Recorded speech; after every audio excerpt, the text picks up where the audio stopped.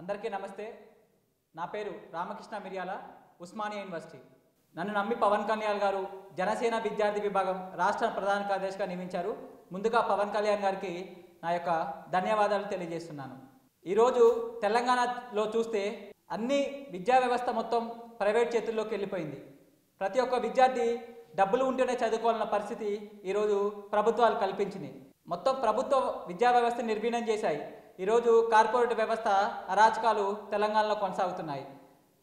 ఈ యొక్క విషయాల మీద జనసేన విద్యార్థి విభాగం తరపున ప్రైవేటు వ్యవస్థ అరాచకాలను అరికట్టడం, ప్రభుత్వ వ్యవస్థను బలోపేతం చేయడంలో జనసేన విద్యార్థి విభాగం పాటుపడుతుందని ఈ సందర్భంగా చెప్పదలుచుకున్నాను.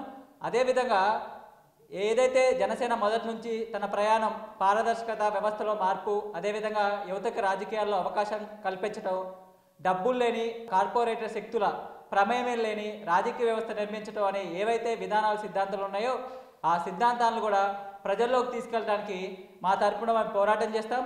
పవన్ కళ్యాణ్ గారి నమ్మకాన్ని బొమ్ము కానివ్వమని ఈ సందర్భంగా తెలియజేసుకుంటూ తెలంగాణ ప్రజల గొంతుకై పనిచేస్తామని మీకు ఈ సందర్భంగా చెప్పదలుచుకున్నాను.